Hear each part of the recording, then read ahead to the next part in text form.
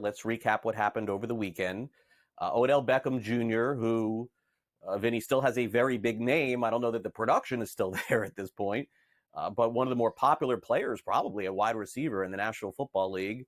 His next destination is now the Miami Dolphins. So I believe it's the Giants, the Browns, the Ravens, the Rams, and now the Dolphins, right? Did I get all that right? Yeah, So that's right. What does he have something left to offer Miami at this point? I feel like they have two really good wide receivers to begin with.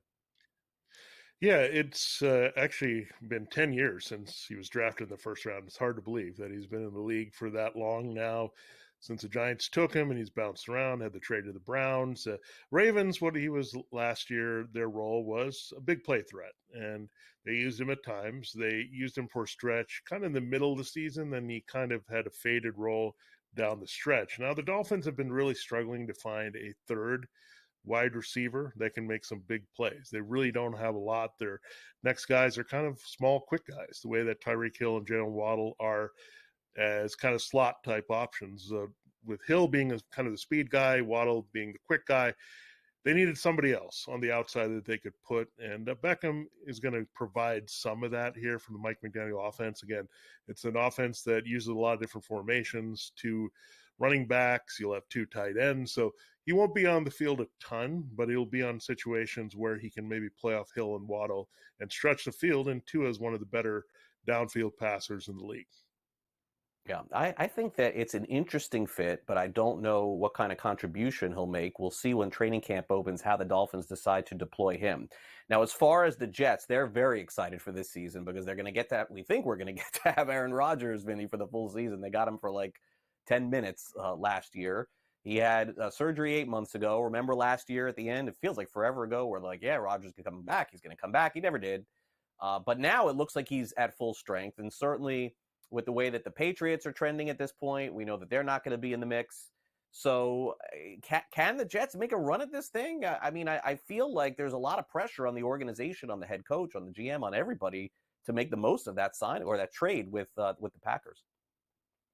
Yeah, I would think you'd call the Jets a post-type sleeper, that there's not a lot of talk about them. There was so much talk about them with Rodgers coming in last year. Now you're looking at the Bills and their offseason and moving on from Diggs. You just said the Dolphins made a splashy signing of their own. The Patriots flipping from Bill Belichick to Gerard Mayo. So the Jets are kind of strangely flying under the radar, and maybe that's a good thing for them to try to put things together because the hype came crashing down within a few plays in the opener against the Bills last year. So I think they're a team to watch. I think they can challenge the Bills. The Bills definitely took some hits. They're transitioning offensively here. And the Jets made some upgrades. They looked at offensive tackle. They got some options there.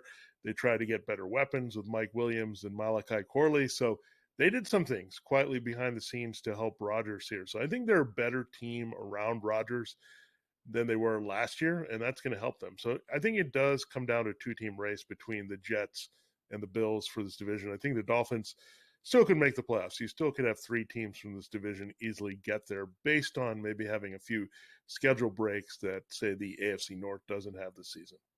Yeah, it feels like three teams potentially postseason bound there. I would agree there. Now, how about the story that came out over the weekend with J.J. Watt, who retired pretty emphatically last year? I thought that was the end, but Vinny, we've seen this before, like around the league. Tom Brady in this roast yesterday was like, that was like half the discussion about him retiring and unretiring.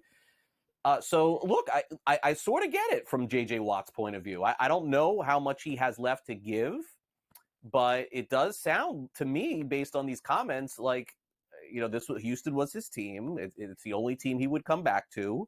And if in October they needed some help, they would call Watt to finish things off on the defensive end side in the year. And by the way, Vinny, I think this is potentially realistic here. And if you're Watt, why not? I mean, he spent all the time in Houston with just, one and dones in the playoffs. If I'm him and I could just play for 3 months, I would put the cleats back on too.